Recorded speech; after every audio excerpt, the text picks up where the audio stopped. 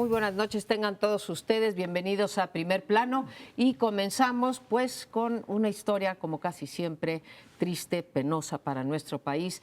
Durante la Semana Santa, el titular de la Comisión Nacional del Agua, David Korenfeld, utilizó un helicóptero de la dependencia para fines privados para transportarse él y su familia de un lugar a otro.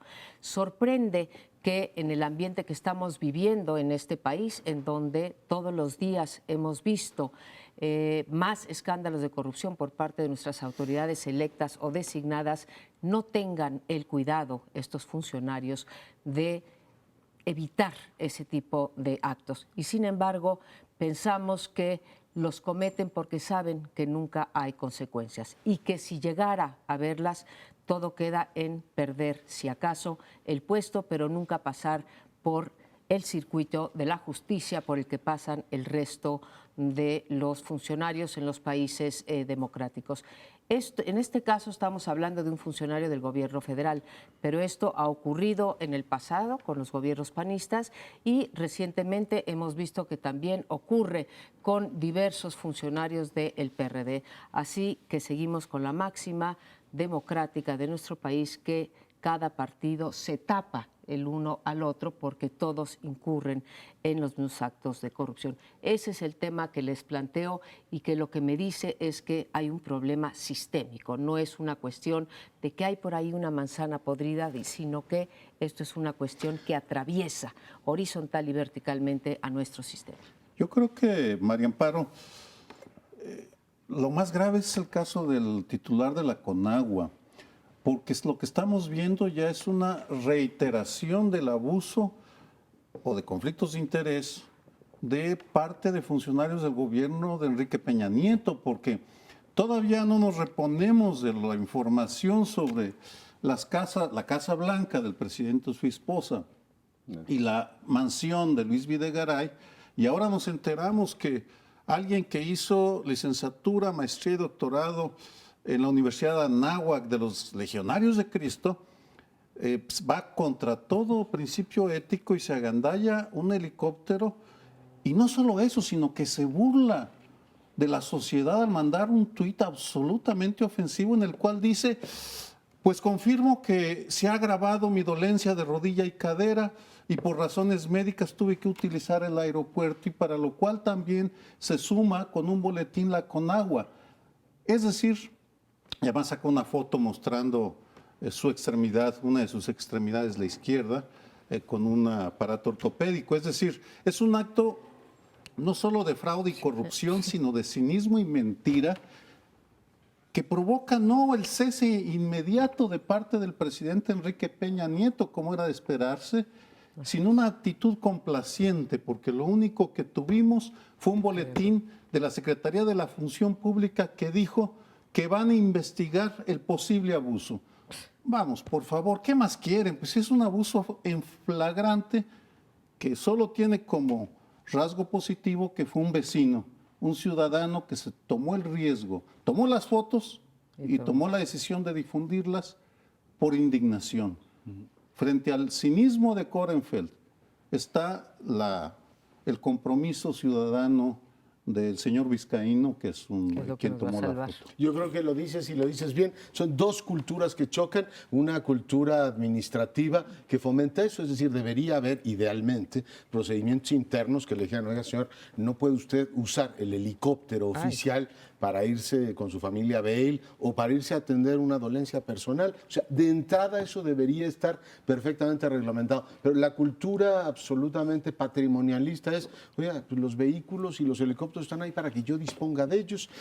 Y en consecuencia tenemos ahí un problema grave de ordenamiento administrativo del país. A él le pareció lo más normal y después tuvo la reacción que ya describía perfectamente Sergio Aguayo. La otra que a mí me resulta alentadora es que la sociedad mexicana cada vez comulga menos con ruedas de molino. Y la gente dice, oiga, ya estoy hasta acá de ver al señor en la zona donde vivo usando los helicópteros, y no solo es él, hay muchos funcionarios que utilizan el helicóptero con cualquier pretexto, como si fuera efectivamente las cosas públicas un asunto privado.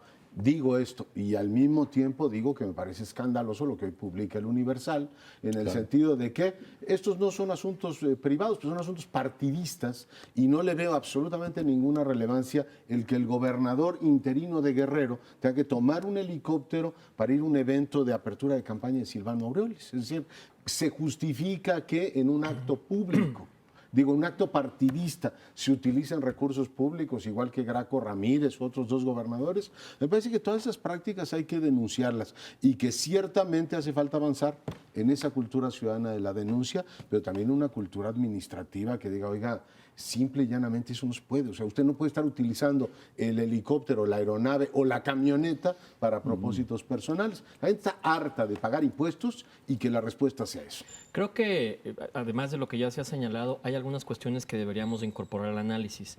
La primera, la reacción tan explosiva que las redes sociales tienen en un periodo donde uno pensaría que por ser Semana Santa el tema simplemente quedaría olvidado. Y yo diría que ahora que estamos en pleno proceso electoral y tenemos a 10 partidos contendiendo, hay un partido número 11, si me permiten la expresión, que de alguna manera sintetiza, de alguna manera pone sobre la mesa temas que generan este tipo de reacciones tan airadas del público, que son las redes sociales. Yo no estaba en la Ciudad de México cuando esto sucedió y fue a través de Twitter que me entero de estas circunstancias. Pero además también decir que en el caso de lo que se refiere al uso de recursos públicos durante las campañas, que es el tema que Leonardo menciona referente a lo del Partido de la Revolución Democrática, yo creo que es de esperarse que en los próximos días, particularmente el PAN y el PRD, y el PRI, que son rivales del PRD, presenten las quejas correspondientes hasta el Instituto Nacional Electoral, porque sería muy grave que en pleno proceso electoral los gobernadores utilizaran recursos de carácter público. Carlos Navarrete dijo hoy por la mañana en alguna entrevista que ellos van a documentar que toda la utilización de estos que llamó taxis que se utilizaron, pues de alguna manera lo podrán justificar dentro de sus gastos de campaña. En todo caso, lo que creo que sí tendríamos que coincidir todos nosotros es en que la gente, los ciudadanos, particularmente se sienten muy ofendidos cuando se utilizan los recursos públicos, ya sea, como fue el caso de, por cierto, el señor Korenfeld ya reconoció, dijo que había sido un extremo, dijo que una conducta inexcusable y ahora tendrá que enfrentar el debido proceso ante la Secretaría de la Función Pública. Tengo entendido que hoy mismo ha sido notificado.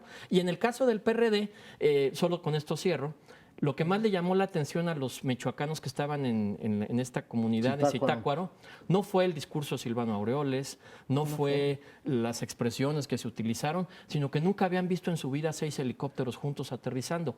Que lo haga la izquierda y que desperdicie esta oportunidad de haberse diferenciado de lo que sucedió, pues no deja de ser al final del día un gran hierro para ellos mismos, ¿no? Sí, lo que pasa es que efectivamente saben todos estos funcionarios que el costo es mínimo cuando lo hay, que es muy rara vez además cuando sucede algo por el estilo. Probablemente cada vez más la presión ciudadana, la reacción de los medios, el papel de las redes sociales haga más costoso el que estas cosas sucedan y que eventualmente se vayan sentando precedentes por lo menos de renuncia, que muchos dirían, bueno, pues después de esto, en las condiciones en que estamos viviendo de inconformidad, de descontento, pues procedería que renunciara el señor Korenfeld.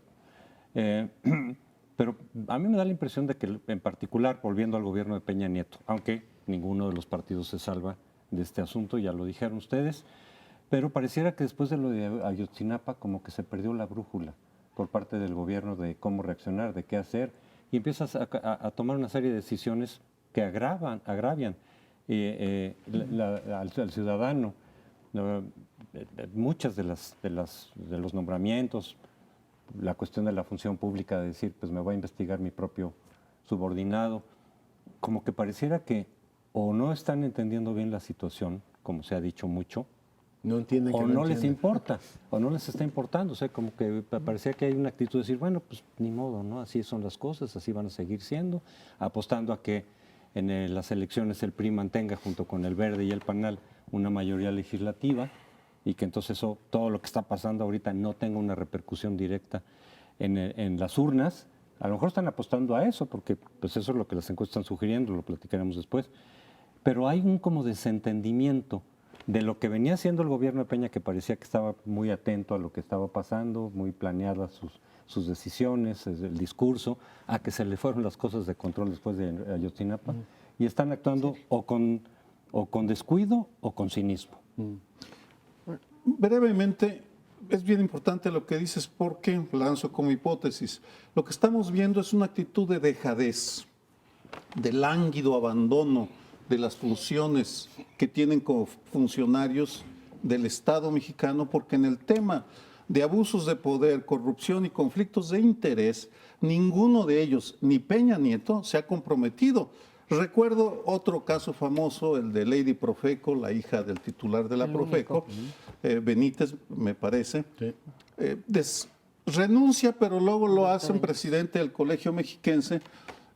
Pobres colegas del Colegio Mexiquense les mandan un político a regir la vida de una institución académica, lo cual pues es otro ejemplo del poco respeto que les merecemos a los políticos. Yo creo que está muy bien definido esto de que en el PRI o en el gobierno de Peña Nieto están pasando de el no entienden, que no entienden, al me vale madre. Realmente les da igual lo que hagan los funcionarios, ya nos dijeron no tiene consecuencias. Y yo creo que aquí hay una prueba para Virgilio Andrade ahorita, secretario de la Función Pública, y por otro lado habría una oportunidad que ya la dejó pasar durante 6 días el presidente Peña Nieto para un cese fulminante, que es lo que hubiese procedido en el caso de Korenfeld, pero que todavía estaría a tiempo de hacerlo y mandar una señal de que la corrupción va en serio, porque si no nos vamos a quedar una vez más con el Sistema Nacional Anticorrupción, que se demuestra una vez más que las leyes solitas no cambian la realidad si no hay voluntad. Tengo ligeras discrepancias con María Amparo y con José Antonio. A ver, la oportunidad ya la tuvo y ha tenido muchas el secretario de la Función Pública como para empezar a ordenar las cosas. Ahora caerá por la presión, digamos, mediática, la presión social y el escándalo público que ha tenido. No por efecto de que el secretario de la Función Pública virtuosamente haya dicho, a ver, señores, esto es intolerable. Yo creo que para Virgilio se abre la posibilidad de normar todas las bitácoras de todas las aeronaves y helicópteros de todo el gobierno federal y decir, señores, a partir de ahora esta es la norma. Pero ya están normadas, Leonardo, está prohibido utilizar las aeronaves. Está prohibido, ya ves con qué consecuencias. Sí, y la segunda es, yo no diría que el gobierno tiene una crisis, digamos, de orientación después de lo de Ayotzinapa, José Antonio.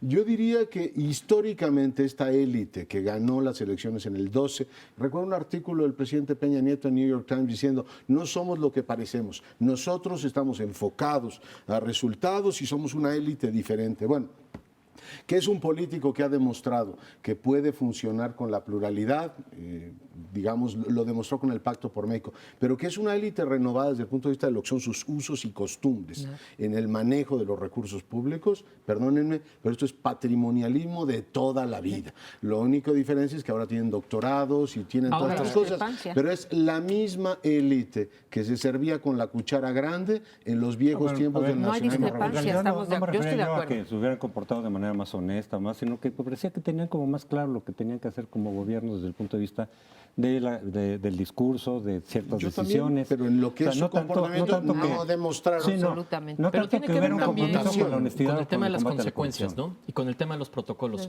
Antes de entrar a este programa, yo revisaba una situación similar que está sucediendo en Brasil.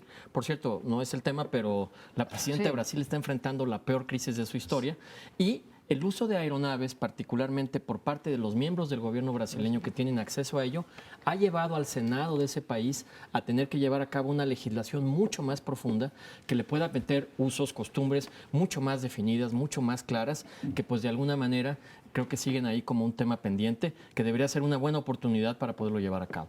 Pero otra vez creo yo que queremos resolver las cosas a través de reglamentos y leyes. No sé si en países democráticos más avanzados hayan leyes de ese tipo, pero vaya, el funcionario sabe, lo lleva tatuado, que no puede usar porque eso le puede costar el puesto, como lo hemos visto en tantísimos países, ¿no? Entonces es siempre una combinación entre leyes y otras cosas, ¿no? Por supuesto. Pero bueno, nos vamos a otro tema, regresamos en unos minutos.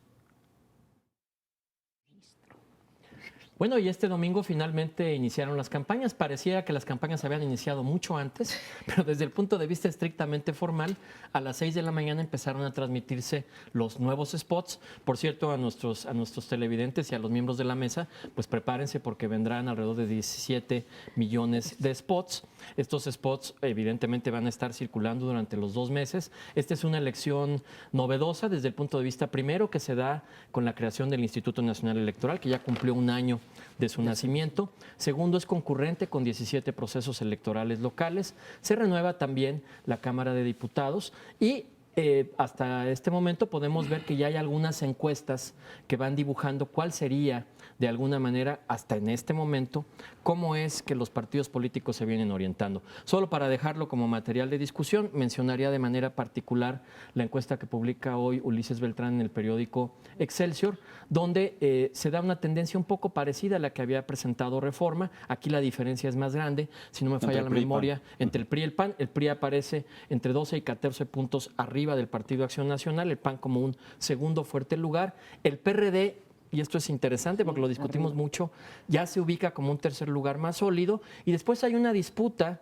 por el cuarto lugar entre el Partido Verde y el Partido Morena, que son, digamos, los dos partidos que están disputando, y pareciera ser que, de acuerdo a la nueva ley electoral, hay que recordar que en esta ocasión se requerirá del 3% para poder mantener el registro. Si este fuera el caso, pareciera ser que el Partido Nueva Alianza y el Movimiento Ciudadano serían quienes podrían mantener el registro, y de acuerdo a estas encuestas, los demás partidos pues simplemente no podrían ya participar en el proceso electoral. Ciudadano en la línea. Muy en la orillita, porque se requiere alrededor del 3%. Solo para concluir, decir que vamos a estar durante 2 meses, todo se va a politizar todavía más de lo que ya está, y creo que la tónica va a ser, ya lo estamos viendo en los spots, una tónica de mucho ataque frontal. Y el tema de las propuestas, pues que sigue siendo algo que como que no se nos da mucho en nuestra democracia Yo quisiera mexicana. vincular esto con el segmento anterior, cuando se decía, bueno, pues qué poca sensibilidad del gobierno por un lado, pero también de los partidos, de los gobernadores de los distintos partidos, el PRD, etcétera, por la baja por posibilidad de que haya un castigo. Bueno, también hay muy poca posibilidad de que haya un castigo electoral como clase política. Sí. Confían los partidos en que un porcentaje que estará alrededor del 40%, 40 y algo por ciento, los van a refrendar en las urnas de todas maneras. Y por eso se comportan como se comportan, y por eso esa falta de sensibilidad. Pero en fin, yo diría que algunas de las incógnitas ahora que arrancan las campañas de la elección del 2015 serían si el PRI junto con sus aliados el Verde y el PANAL lograrán mantener la mayoría legislativa, que es una probabilidad bastante alta, pero no está asegurado. Si Morena, todo parece indicar que no, pero la incógnita que se ha planteado, si Morena pudiera sobrepasar al PRD en votación federal, que es claramente su objetivo. Las encuestas parecen decir que no es el caso hasta ahora. Y yo diría también si se va a poder expresar este descontento que estamos viviendo en esta elección en particular, en estos meses, y que aparentemente es más profunda que la de hace 6 años en la elección intermedia o hace 12, si eso se va a reflejar en las urnas, porque me da la impresión de que quizá no. De que de todas maneras mucha gente dice es que la abstención que va a reflejar este descontento, este alejamiento, pues si es 60% de abstención, como probablemente sería cuando mucho. ¿Por qué? Porque el otro 40% básicamente es voto duro, y siempre van a votar voto duro y más o menos convencidos de que hay que votar, entonces siempre se presenta. Entonces 60%, 40% de voto partidista, pues es igual que en todas las demás elecciones. Claro. ¿En dónde se habrá reflejado ahí el descontento? Probablemente no. Yo digo que está el tema de los partidos del PANAL hasta el Encuentro Social, están en riesgo todos según las 2 encuestas. Sigma se publica hoy también en La Razón. La novedad respecto a la primera entrega de encuestas es que si PRI y PAN más o menos se mantienen la misma distancia, el, digamos, empate que había entre el Verde, el PRD y Morena parece que se rompe. El Verde tiene un bajón muy importante, yo lo atribuyo al enorme desgaste que en un sector de la opinión pública ha tenido su actitud arrogante de pasarse por el arco del triunfo a la autoridad, de decir, señores, yo sigo con mi campaña. Con lo cual habría que revisar esta hipótesis de que esta actitud tremendamente agresiva desde el punto de vista de la comunicación política les daba resultados. Es decir, según, digamos, algunas encuestas, el Verde estaría perdiendo más o menos la mitad del electorado que tenía hace algunas semanas. Morena se descuelga, es decir, ya no está tan pegada en estas últimas dos tomas al PRD, o el PRD se consolida como tercera fuerza, digamos, a una distancia bastante amplia del segundo, pero esa sería, digamos, la novedad en el ámbito de cómo van de cara a las elecciones. De todas maneras, las campañas han arrancado apenas, y seguramente veremos movimientos interesantes en los números. Un apunte rapidísimo, en materia de comunicación política no hay absolutamente ninguna novedad. Es exactamente el mismo modelo de spots directos. Elección va, elección viene. Dicen, hay que revisar el modelo de comunicación política, pero vamos a seguir haciendo lo mismo. Y dices, bendito sea Dios. Hay otra dimensión que vale la pena incorporar porque no está siendo tomada en cuenta. Una parte de la elección está regida por las reglas de la corrupción más abyecta y la violación de la ley más escandalosa que yo recuerde, porque los actos del Verde, la violación de la ley que hace el Verde, yo no recuerdo algo tan cínico en elecciones previas, ni tampoco he visto de manera tan escandalosa la información sobre despensas. Agarran 11,000 despensas a los perredistas de la Cuauhtémoc y no pasa nada porque en ese sentido sí veo un deterioro bien marcado en la autoridad electoral.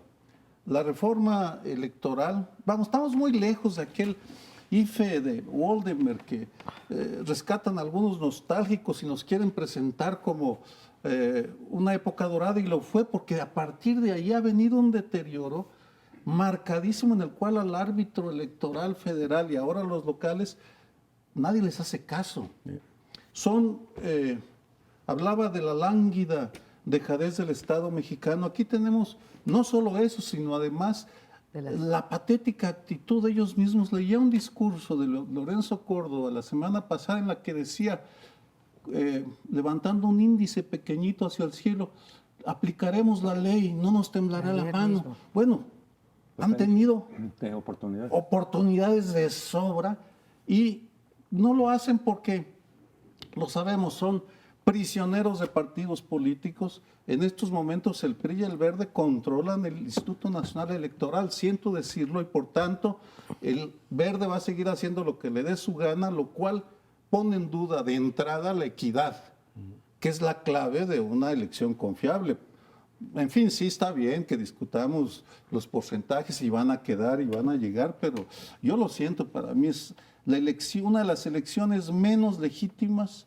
Y me duele mucho decirlo porque dediqué más de una década de mi vida a pelear por elecciones confiables, y lo que veo ahora es una pantomima muy triste, muy lamentable, indigna de un país que se quiere democrático. Quisiera poner una nota de optimismo, Sergio, y decir que no prejuzguemos que faltan los 2 meses de campaña, pero todos los signos me llevan a una conclusión pues muy similar a la tuya, ¿no? Todo lo que pasó en las precampañas y todo lo que pasó ahorita en ese periodo absurdo que tenemos en México, que se llama las intercampañas, en donde las violaciones más flagrantes han sido las del Verde, pero tenemos, como tú mencionas, las despensas.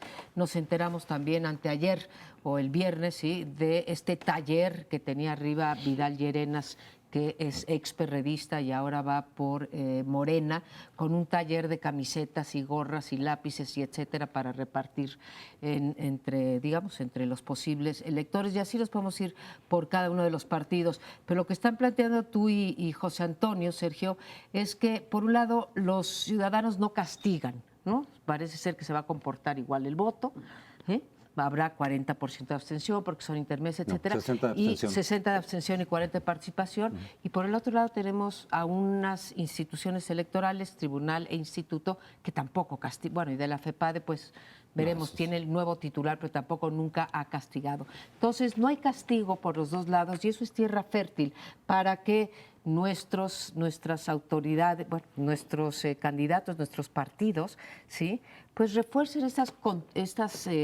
conductas corruptas que hemos venido nosotros aquí documentando a lo largo de todos estos programas. Y el tema que creo que nos falta es el de las posibles alianzas. Si en efecto el PRI y el PAN tienen la primera minoría, si no es que la mayoría, pues finalmente mantendrán su poder de veto sobre cualquier reforma constitucional frente al PAN y el PRD, y el PAN y PRD juntos no van a alcanzar a imponer una agenda o a frenar lo que piense el PRI en materia legislativa. Así que, pues, no pinta como muy halagüeño. Ahora, hay un elemento adicional a lo que se ha puesto sobre la mesa que a mí sí me parece preocupante. Serían, de hecho, dos. El primero de ellos es que la consejera Pamela San Martín, en la última sesión del Consejo General, señaló algo que sí debería preocuparnos a todos, independientemente de las valoraciones que hagamos, y es el hecho de que hay algunos segmentos del país donde la gente no está respondiendo de igual manera como lo hizo en otro momento para ser funcionario de casilla. Particularmente lugares donde, por ejemplo, llegan los capacitadores que hacen una labor extraordinaria, y esto lo digo por experiencia propia, habiendo sido consejero electoral, y la gente está en una actitud de, bueno, déjame ver, no estoy muy seguro, quizás ese día no vaya a estar, lo cual ha llevado, por supuesto, al segundo tema, que está vinculado con lo que aconteció hace unos días, hace 2 días, en Guerrero, donde en plena sesión del Consejo Distrital llegó una turba que suspendió la sesión.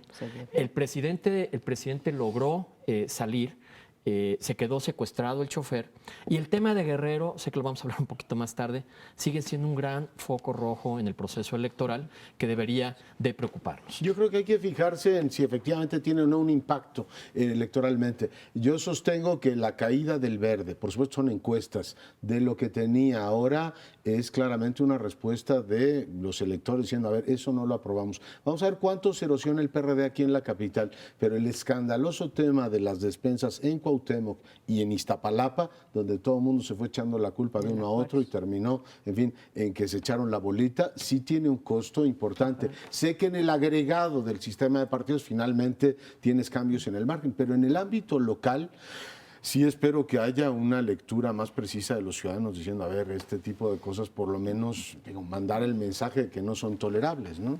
Una breve reflexión, ya no tenemos tiempo, pero en un panorama como este me sorprende cómo surgen, aquí sí los dedos flamígeros, pienso en Germán Martínez, expresidente del PAN, que se lanza con una catarata de adjetivos en su columna de la semana pasada en contra de quienes proponemos anular el voto si no nos convencen los candidatos. Es decir, primero nos apalean, nos roban, se burlan de nosotros, no nos reciben, no nos escuchan y luego quieren que vayamos a votar por ellos. ¿Quién carajos los entiende? Bueno, pues como ven, es un tema muy rico. Podríamos pasarnos todo el programa hablando sobre esto. Solo para concluir, el tema de la anulación del voto lo sabe José Antonio, porque cuando yo estaba en la mesa del Consejo, es un derecho que tienen los ciudadanos de anular el voto si así lo quieren hacer. Simplemente concluiría con eso. Y por supuesto, pues el tiempo es cruel y tenemos que ir a un corte.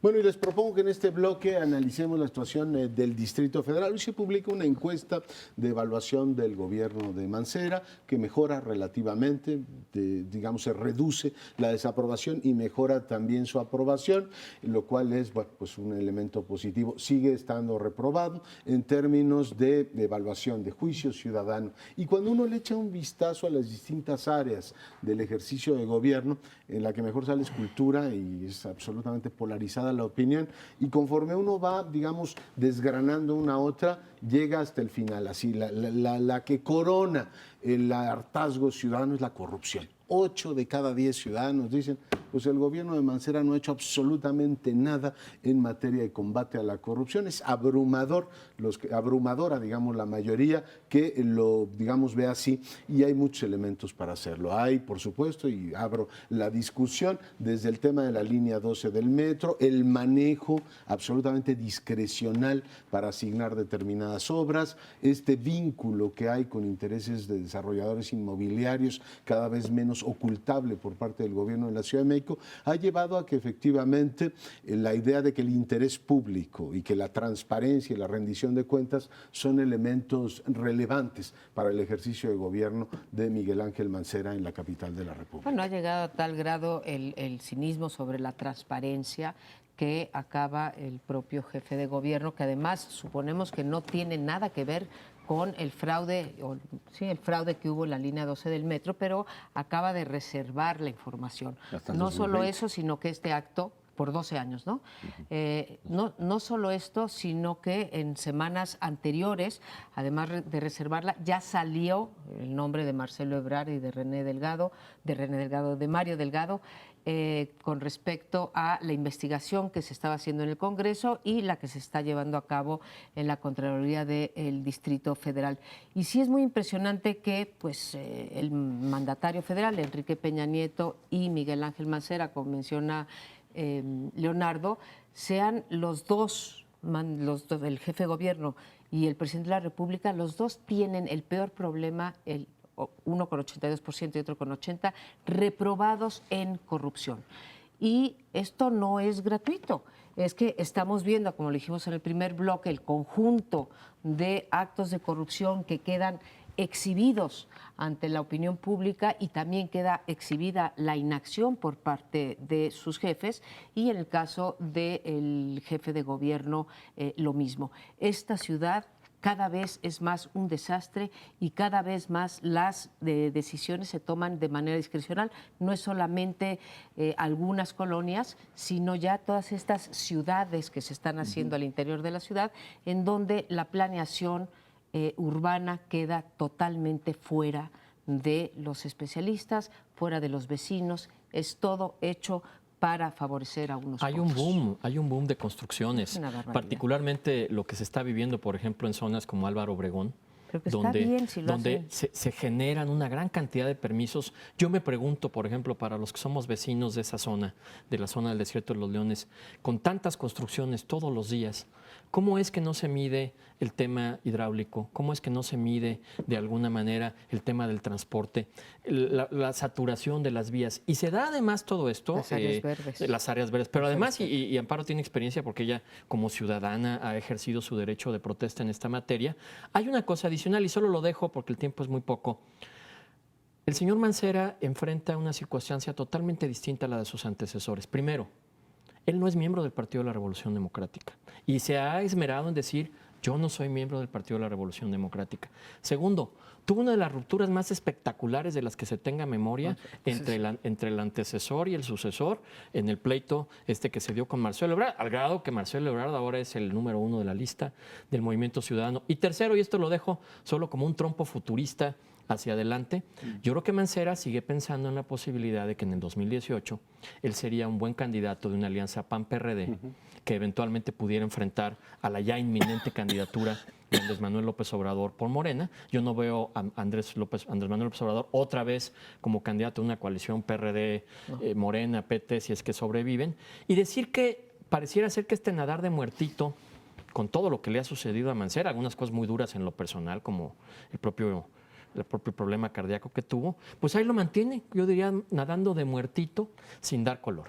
Bueno, sí, si vas por el mundo con una sonrisa de esfinge, solo inaugurando jardines de niños, todo lo que sea, escuelas light de padres y fresa.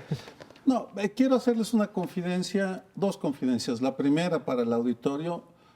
Mi dieta no consiste en candidatos de Morena o del PRD o del PRI, no, yo no me como candidatos. Y tanto es así que me reuní con un candidato muy promisorio de Morena y me contó algo que me explicó. Es hipótesis, espero poderla demostrar. Resulta que se han creado fondos de inversión anónimos en la ciudad. Empresarios que ponen millones de pesos y tienen a personajes punteros, no recuerdo cómo los llaman, que se acercan a los candidatos o candidatas promisorios y les dicen, no te puedo decir quién me envía, pero te ofrezco 10 millones de pesos para que para tus gastos de campaña que no tengas que representar abierto. ¿Qué le piden a cambio?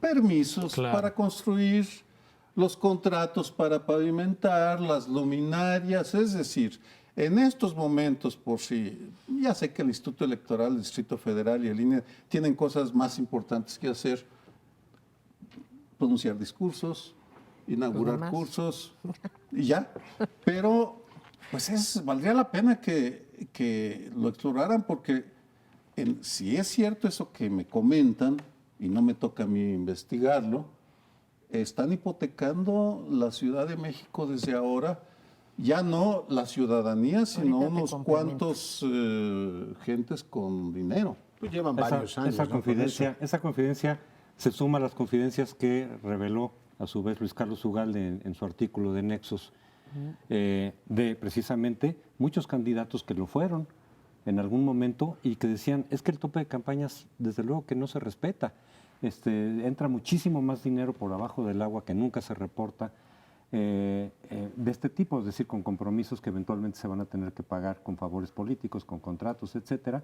Entonces, esto que dices se añade a lo que de alguna manera Luis Carlos había señalado, de que, al final de cuentas, digo, todos sospechábamos que no se quedaban los partidos y los candidatos con el tope que les fija la ley, o el INE en este caso, sino que hay muchísimo, muchísimo dinero opaco por debajo del agua, que se utiliza de manera ilícita, de manera no transparente, por supuesto, y que distorsiona el proceso electoral, distorsiona desde luego la idea, digamos, de una representación directa de ciudadanos con candidatos y partidos, y se hacen acreedores a una serie de favores. Pero nada más le quería agregar yo también un poco de lo de del metro, la línea del metro, que pareciera que hubo un uso político, lo cual, cuando hay uso político de cuestiones de corrupción, no importa que haya incentivos políticos, el chiste es que se revelen y se saquen. En todos los países democráticos hay incentivos políticos, el chiste es que se saque, se revele, se conozca y se castigue, pero luego opaca la información, es decir, que no es tampoco solamente de Miguel Ángel Mancera, lo han hecho otros gobiernos perredistas también, lo de los segundos pisos también, Está la reservado información todavía. hasta después reservada, etcétera, para que no se sepa, que aquí me da la impresión que si hubo intencionalidad política, como puede haber sido para pegarle a Marcelo, era solamente para buscar, ahí sí un impacto político, pero que no llegara a consecuencias, digamos, penales lo en su golpeó. momento, porque eso sienta también un precedente que no les conviene a quienes están gobernando, porque entonces se les puede voltear la raro cuchara que para ellos. sacaran los nombres de esa manera. O sea, lo del modelo del financiamiento ligado a intereses urbanísticos, yo creo que el candidato de Morena con el que te entrevistaste sí tiene mucho que contar. De hecho, cuando Costa Bonino narra que en plena campaña electoral le dicen a López Obrador que necesitan más dinero, a Pasa quien el sombrero. recurre es a los desarrolladores inmobiliarios, con quien ha tenido una, pues no luna de miel, un matrimonio muy duradero. Él les entregó, no me voy a extender en el asunto, todo el polígono a partir del cual se desarrolla el poniente de la ciudad. El gobierno de López Obrador entregó a los que desarrollaron los puentes de los poetas y después la supervía, toda la parte esta que ahora son residencias de superlujo. En su momento el gobierno de Cárdenas se había opuesto, y lo puede testificar el ingeniero Buenrostro, esa maniobra especulativa que tenía, bueno, que fue, digamos, la clave del crecimiento de la ciudad para ese sector, con compromisos que hasta la fecha seguimos sin saber cómo se ha financiado todos estos años el movimiento del López Obrador. Ese vínculo con los especuladores inmobiliarios no está del todo claro. Y durante años se pidió, con esto termino, que la Ciudad de México tuviera un instituto que evaluara los terrenos y que hubiera un plan urbano intocable para el gobierno. Y eso, pues lamentablemente, lleva bastantes años así. En efecto, es el tercer sexenio seguido y seguramente también antes con el PRI lo había. Si uno ve lo que ahora se llama el nuevo Polanco, que es Ampliación Granada y la Colonia Granada, eso es un monumento a la corrupción, ¿sí? En donde, en efecto, no hay agua, no hay estacionamientos, No hay no hay estudios. áreas verdes, no hay transporte, etcétera, etcétera. Un monumento verdaderamente a la corrupción. Pero va más allá. Confirmo esto de tu informante y uno se pregunta, ¿para qué necesitaría ese candidato 10 millones si un diputado, ¿sí?, tiene 1.206.000 pesos de Como tope de tope. campaña? Entonces, ¿para qué necesita los 10 millones? Entonces, ahí está clarísimamente, como tú citas ese artículo de Luis Carlos Ugalde. ¿Y sabes qué es lo que le piden? No lo o a lo mejor no te dio tiempo de completarlo. Les piden que no se opongan a las construcciones que van a venir. Y entonces así tenemos los centros estos de transporte multimodal. Es la corrupción de verdad generalizada en todo lo que tenga que ver con el espacio urbano, lo que ha entregado Miguel Ángel Mancera. Una aclaración nada más, no es el único caso, parece que, según me han ido comentando, lo increíble es la sofisticación del anonimato, ya no Claro. es el empresario tal, sino que le ponen 20 millones cada Es uno. una nueva metodología. Es una nueva metodología porque me lo han confirmado. Recuerdo un seminario en Yale en 2006 o 2007 en el cual Demetrio Sodi dijo abiertamente 5 veces más es lo que rebasamos, que luego lo confirmó un candidato a la presidencia. Es decir, estamos ante la corrupción y mi único señalamiento es por qué carajos la autoridad electoral no hace nada. Cierto. ¿Por qué no hizo algo Galde cuando era presidente ¿Sabes del por INFE? qué? Porque los dos que eran del Instituto del DF ahora son candidatos. Pues tenemos que Además, irnos a una candidatos. pausa y yo quiero decirles que para mí este tema es bastante más grave que un asunto de corrupción. Es decir, cuando un poder económico puede comprar el sistema político en su conjunto, y pienso en el Tea Party, o pienso en cualquier otra manifestación, estamos ante un tema bastante más grave que solo un asunto de corrupción. Pausa, regresamos en un instante. ¿Sabes? En el bloque pasado derivamos porque inevitablemente al tema del urbanismo salvaje y la corrupción.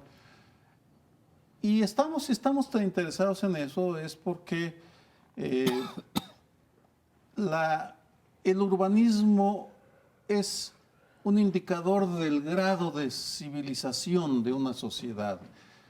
Si uno piensa en las grandes ciudades, ¿por qué son atractivas? No solo por razones económicas, sino porque tienen una oferta cultural extraordinaria, porque son armónicas, porque mezclan las construcciones donde vive la gente con edificios públicos, parques, museos, teatros.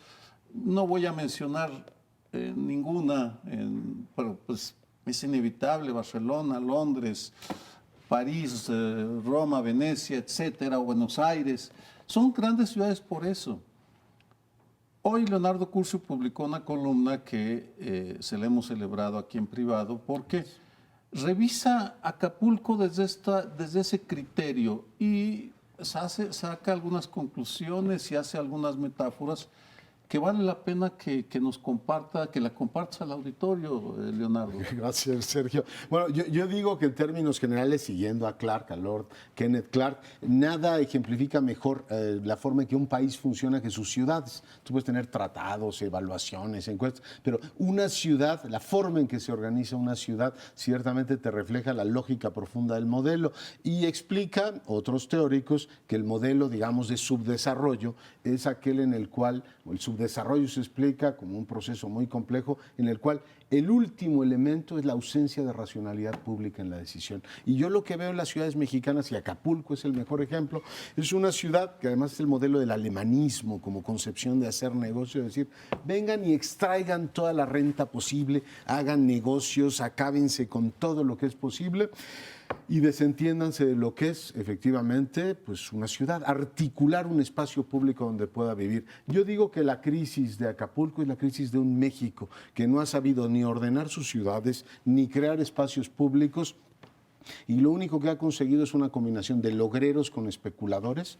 Parte de lo que ocurre en la Ciudad de México ocurre trágicamente en Acapulco, con un resultado terrible en materia de cohesión social, porque ni incrementas el ingreso de la gente, ni reduces las desigualdades a través de un espacio público. Yo digo que Acapulco es, en suma, la tragedia de este país. Es un modelo depredatorio, desde donde se le vea, que se le suman otras cuestiones que tienen que ver con lo que hemos discutido en este programa el día de hoy. Una clase política de todos los partidos políticos sin capacidad de reacción. Lo que está sucediendo ahora en el proceso electoral, por cierto, hay que recordar que habrá proceso electoral en Acapulco. Y el que era el alcalde en funciones, el señor Walton, pues simplemente dijo, bye, yo me voy de campaña, háganle como quieran. Se quedó la ciudad un año sin policías, tuvo que intervenir las fuerzas federales, porque este modelo depredatorio se ve sobre todo en estos puentes, en estos espacios de la Semana Santa, donde uno ve las fotos, 95, 100% de ocupación durante ese breve periodo, pero después grandes problemas sociales. El problema del secuestro, el problema de que el Estado vive en un 45, 50% de la renta que produce Acapulco, pero lo más grave, y con esto cierro, porque para los que queremos Acapulco, yo en lo particular, para mí representa mi infancia, es un lugar donde me siento muy conectado. Es muy triste ver, y esto es algo que comparto con la mesa, que los políticos siguen en campaña permanente en Guerrero, pero se han desentendido del uso de su autoridad y de su gobierno para poder gobernar, y el caso de Acapulco quizá es uno de los más graves. Yo platico mucho con la gente cuando voy a Acapulco y la gente te dice, bueno, ¿y usted por quién va a votar? Y pues ya realmente hay un momento en que dicen, pues ya la verdad no sabemos, porque además como se cambian de un partido al otro con tanta velocidad, los vamos medio siguiendo, pero hay un momento en que los perdemos. Es el caso de lo que sucede en Acapulco, y yo creo que la pieza que hoy nos regala Leonardo, a lo cual yo me sumo a las felicitaciones, demuestra que efectivamente se le utiliza como un espacio turístico para la diversión fácil de fin de semana, pero sus habitantes se tienen que quedar a vivir los otros 5 días y ahí son víctimas de un modelo que verdaderamente no tiene ninguna viabilidad. En efecto, un gran artículo porque me parece que eso le puedes poner otros nombres a esa ciudad y sigue vigente el argumento fundamental que nos ofrece hoy Leonardo en su columna. Y sí da pena esta cuestión, porque lo defines muy bien, es el espíritu civilizatorio el que puede uno ver en la construcción, en el arreglo de una ciudad, y decir que me parece una cosa como la del petróleo. Acabó siendo, el tener una playa, el tener una bahía preciosa, acabó siendo una maldición para la gente de Acapulco e incluso hoy en día para los turistas, porque se acostumbraron a una renta y no la cuidaron. En vez de hacerla cada vez mayor, esa renta que podría seguir siendo un turismo de clase mundial, dejó de serlo. Y esto viene desde que se creó Acapulco con Miguel Alemán hasta el día de hoy, gobernante tras gobernante que se carga a la ciudad de Acapulco. Pero además de las autoridades, creo que lo que revela esta ausencia de un espíritu civilizatorio es que tampoco la ciudadanía ha despertado. Ha permitido la ciudadanía durante sexenio tras sexenio que Acapulco se deteriore cada vez más, y creo que los partidos ya demostraron que ellos no van a apostar por una ciudad, digamos, que siga produciendo empleo, siga produciendo riqueza, siga siendo productiva, etcétera. Entonces tendrán que ser los ciudadanos los que levanten, o Acapulco se irá, como se ha ido yendo paulatinamente, pues a ser un lugar que acabará siendo un pueblo fantasma, ¿no? Dices que la ciudadanía no ha despertado porque hay mucha tolerancia y mucha complacencia de pronto con actos de corrupción, con los partidos en general, con los abusos, privilegios, etcétera.